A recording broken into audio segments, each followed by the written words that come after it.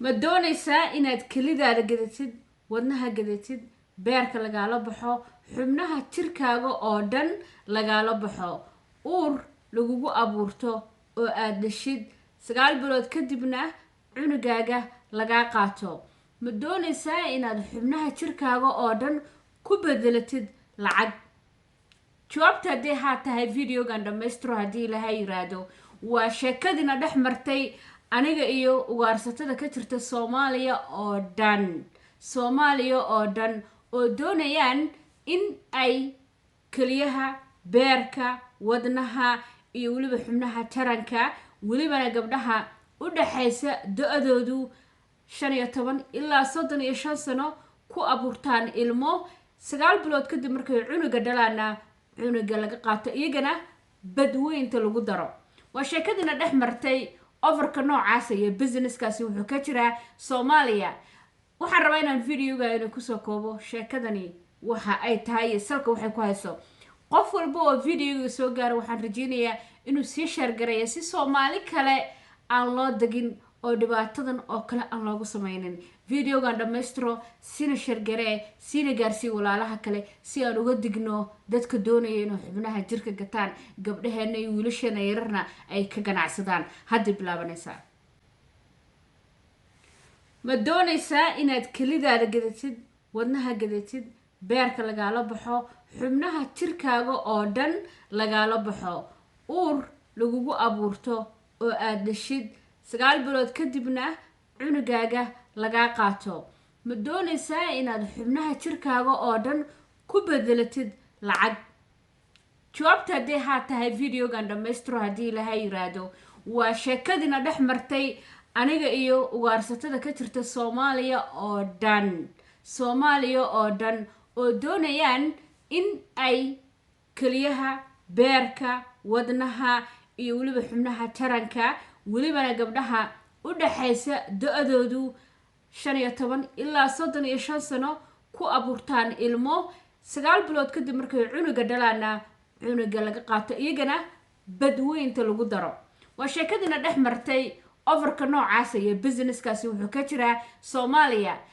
waxaan rabaa inaan videoga inaan kusoo koobo sheekadani waxa ay tahay salka waxay ku hayso. qof walba oo videoga soo gaaro waxaan rajeynayaa inuu sii share gareeyo si Soomaali kale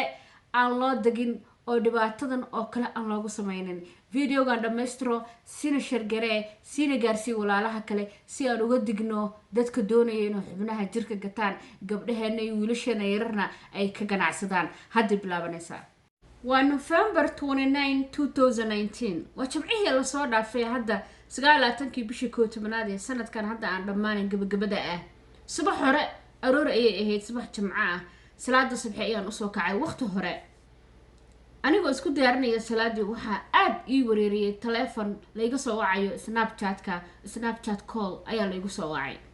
muddo 20 jeer ayuu qofkii kusoo ceshay. mar walba aan ku damiyo ama aan ka qaban buu kusoo celinayaa. fartiin ayaan u qoray markuu qofkii telefoonka joojin waayo. waxaan ku eray ama cod ii dhaaf ama fartiin ii soo qor, hadhow baan kugu soo celinayaa, waxaan ahay mashquul.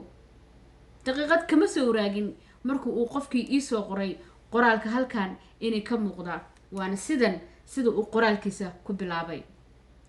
السلام عليكم ورحمة الله وبركاته. واكو سلامينا ولا شيء. waxaa tahay gabar firfircoon, dad badanna ay ku xiran yihiin.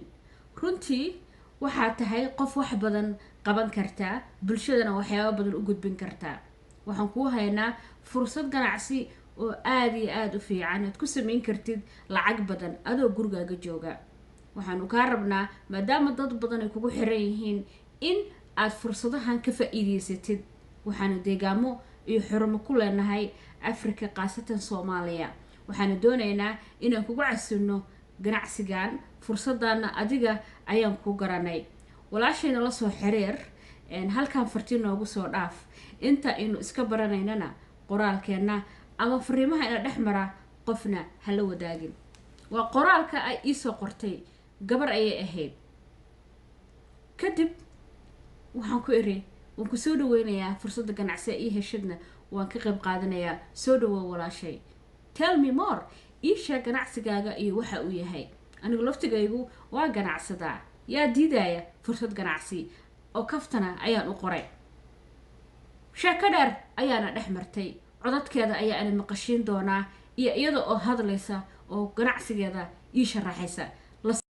kahor intaana gabadha codkeeda iyo sheekadeeda ina maqashiinin iyo su-aalihiina dhex maray waxaan doonayaa wax yarina inay ka sheego dadkan waxa ay yihiin dadkan waa dad soomaaliyeed oo walaalaheen oo kale ah weliba waa dad u badan dumar soomaaliyeed waa dad bulshada Soomaaliyeed dhexdooda jagooyin ka soo qabtay haddana ganacsato ka ah Soomaaliyana laga yaqaano laakiin shaar kale ayay ganacsigan marka ay fulinayaan ama ay sameynayaan ay soo gashtaan waxay ku nool yihiin gabi ahaan Soomaaliya oo dhan meel walba ay ka joogaan dadka waxay ugu sheekeeyaan waxaan ka gadaynaa xubnaha jirkaaga waxaan ku siinaynaa lacag u dhaxaysa 100,000 ilaa iyo 50,000 oo dollar hadii aad caafimaad qabtid kalidaadu da'daada caafimaadkaaga ayay ku xiran yahay qiimaha xubnaha jirkaaga laga siisanayo jirka xubnahaaga oo dhan ayaa loo baahan yahay gamcaha lugaha indhaha ilkaha beerka kaliyaha wadnaha iyo waliba dumarka jira 15 sano ilaa iyo 35 sano ilma lagu abuuranaya waxa laga saxiixaya contract 2 sano ina ayaga la joogaysid inta cuniga aad ka dhalaysid lagu abuuraya hawshaas oo la qabanayo kadibna hadda marka cuniga aad dhashid shaqo kale ayaa laga qabanaya dadkan ganacsigan marka ay sameynayaan waa dad qarsoon weeye dad Soomaaliyo inagoo kalena waaye oo walaalaheena laakiin dadka ka dambeeya oo ganacsigan maalgeliya ama sameeya waa dad ajnabi ah oo caalamka ka imaaday laakiin Soomaaliya gudaheeda dadka sameeya waa dad Soomaaliyo oo waliba dumar ah gabadhan waxay tiri oo hadaladeeda ayna maqashiinaya kamid ah xubnaha jirka ayaanu iibinaa dadka waxaan ku soo qalnaa oo geynaa Ethiopia iyo Kenya laakiin taasi waa been xubnaha jirka waxa lagu soo qalaa badda dusheeda markab saaran ayaa lagu geynayaa oo Soomaaliya jooga hadba meel ayuu ku xirtaa markabkaas qofka marka la kaxeeyo deegaanada Soomaaliya tuulooyinka iyo gobolada iyo caasimadaha Soomaaliya iyo dadka laga ugaarsadaa ilmaha waa la xadaa gabdhaha yar waa la qaadaa wax kasta qofkii waa la waayay waa dhintay ma ogid laakiin halkaas ayaa la geeyaa markabka dushiisa lagu qalaa qofka wixii la rabaa laga baxaa kadibna badda ayaa lagu tuuraa sheekadan businesska ayaa jiro oo Soomaaliya ka socdo anigan in la hadlayo ay qofkaas ama dad kamid ah qofkaas ila soo xiriiray xiriirkiisa iyo sheekooyinkiisina sidan ayay noo dhaxmareen kahor intaana gabadha codkeeda iyo sheekadeeda ina maqashiinin iyo su-aalihiina dhex maray waxaan doonayaa wax yarina inay ka sheego dadkan waxa ay yihiin dadkan waa dad Soomaaliyeed oo walaalaheen oo kale ah weliba waa dad u badan dumar Soomaaliyeed waa dad bulshada Soomaaliyeed dhexdooda jagooyin ka soo qabtay haddana ganacsato ka ah Soomaaliyana laga yaqaano laakiin shaar kale ayay ganacsigan marka ay fulinayaan ama ay sameynayaan ay soo gashtaan waxay ku nool yihiin gabi ahaan Soomaaliya oo dhan meel walba ay ka joogaan dadka waxay ugu sheekeeyaan waxaan ka gadaynaa xubnaha jirkaaga waxaan ku siinaynaa lacag u dhaxaysa 100,000 ilaa iyo 50,000 oo dollar hadii aad caafimaad qabtid kalidaadu da'daada caafimaadkaaga ayay ku xiran yahay qiimaha xubnaha jirkaaga laga siisanayo jirka xubnahaaga oo dhan ayaa loo baahan yahay gamcaha lugaha indhaha ilkaha beerka kaliyaha wadnaha iyo waliba dumarka jira 15 sano ilaa iyo 35 sano ilma lagu abuuranaya waxa laga saxiixaya contract 2 sano ina ayaga la joogaysid inta cuniga aad ka dhalaysid lagu abuuraya hawshaas oo la qabanayo kadibna hadda marka cuniga aad dhashid shaqo kale ayaa laga qabanaya dadkan ganacsigan marka ay sameynayaan waa dad qarsoon weeye dad Soomaaliyo inagoo kalena waaye oo walaalaheena laakiin dadka ka dambeeya oo ganacsigan maalgeliya ama sameeya waa dad ajnabi ah oo caalamka ka imaaday laakiin Soomaaliya gudaheeda dadka sameeya waa dad Soomaaliyo oo waliba dumar ah gabadhan waxay tiri oo hadaladeeda ayna maqashiinaya kamid ah xubnaha jirka ayaanu iibinaa dadka waxaan ku soo qalnaa oo geynaa Ethiopia iyo Kenya laakiin taasi waa been xubnaha jirka waxa lagu soo qalaa badda dusheeda markab saaran ayaa lagu geynayaa oo Soomaaliya jooga hadba meel ayuu ku xirtaa markabkaas qofka marka la kaxeeyo deegaanada Soomaaliya tuulooyinka iyo gobolada iyo caasimadaha Soomaaliya iyo dadka laga ugaarsadaa ilmaha waa la xadaa gabdhaha yar waa la qaadaa wax kasta qofkii waa la waayay waa dhintay ma ogid laakiin halkaas ayaa la geeyaa markabka dushiisa lagu qalaa qofka wixii la rabaa laga baxaa kadibna badda ayaa lagu tuuraa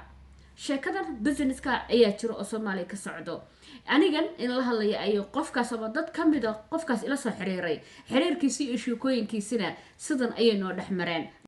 gabadhaas su'aalo badan ayaan weydiiyay markii u horeysay waxaan weydiiyay waxay ahayd dadka marka aad kaliyahooda ka saaraysiin ama qofka aad rabtiin inaad kali ka saartaan seebaad uga dhaadhicisiin dadka ma afduubtaan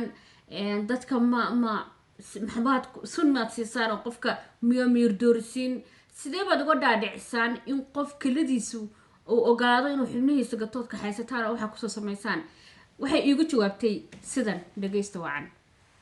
abay maanta khasam maahan in qofka وبعدين لا تشومه أما لا أكتوبته أما وحالة تلوث قفل بيسوي ميركيسة إيو وهو البتامين بحني سلاقة قدانيا وحنا كده بوليا باهديسة مكسته أي تابة إن دعكت سو كده بوليا مركبة يدي مالهن وح عالم كتيرة وحسو تشينينا ولي جنبنا كسر شقيسن تشرني يعني غلط تركي لحيتها مركوب ورسك اللي بان إبسدي الحمد لله هذا وحيد ما كان مجرو waan ku socdaa waan ku dhalaa alxamdulillah wixii aan u baahnaan waan helay way ii fududaadeen waxay tiri dadka ma joojoognay tiri dadka waa caadi bay tiri wax soo jirina weeyay tiri oo waliga jiray waa wax caadi ay tiri oo laga ganacsado aniga laftaydu tiri markii u horeysay kaliyeedaan gatay qofka baahi badan iyo lacag la'aan iyo faqri badan haduu hayana uu uga baxayaa bay tiri oo baahidiisa ku daboolaya waan ku dhalaa waa socdaa waxba igama dhimana kalidina waan gatay ayay tiri mar kale ayay gabadhan waxaan weydiiyay su'aal kale oo ah xagee baad Soomaaliya ka joogtiin xagee xurumo ku leedihiin ayaan weydiiyay waxayna igu jawaabtay sida tan abay maanta khasam maahan way ku soo daray qofkii gobollo badan baan ku leenahay sida gobollada Puntland oo kale Somaliland oo kale in koonfur galbeed oo kale Jubbaland Soomaaliya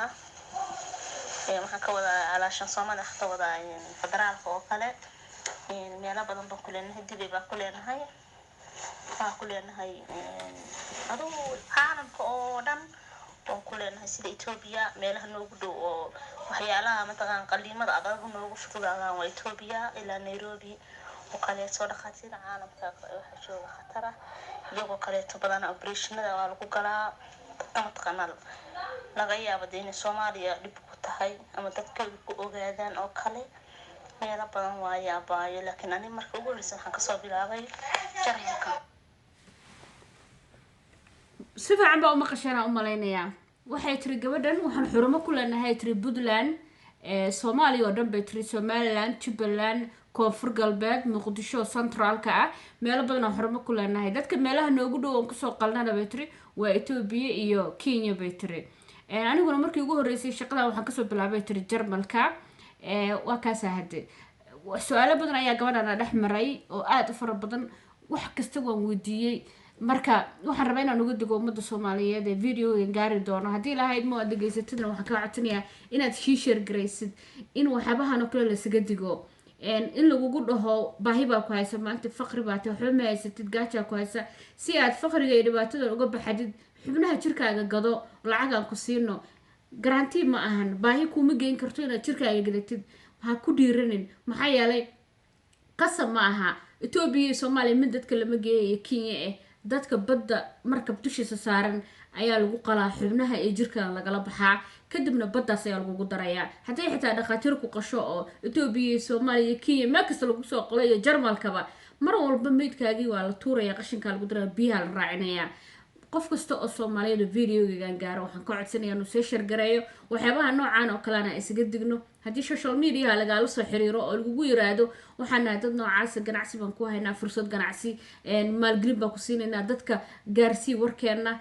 xubnaha gateen dadku waxyaabaha nagala shaqee waliga hayeelin dambi waxa way aad u weyn xubno bilaadan ka ganacsatay risaaqadaadna ay gasho oo qof bilaadan nafsadiisa adigu gacantaada ku dishay dadkan waa gacan ku dhiglayaal way dadka dhiigoodi bay caadaysteen dadkii barayna baabi'iyaan meelaha ugu badan oo laga waarsado dawladda ka jirnin oo dadka lagu dhibaateynayo waa Soomaaliya ilmihii baa la weynayaa gabdhihii baa la waayay wiilashii baa la waayay dad badan baa ubadkoodii meel maanta jira aan garanaynin hooyooyin badan baa meel jaani cirib dhigan aan la garanaynin waxaan ka codsanayaa qof walba oo videoga gaaro inuu sii shargaraya haddii waxyaabahan oo kale social mediaha lagugu yimaado oo social mediaha lagaaga weydiiyo oo social media lagula soo xiriiro oo waxaan oo kale lagu soo bandhigo xitaa haddii lagu dhaho maantiiba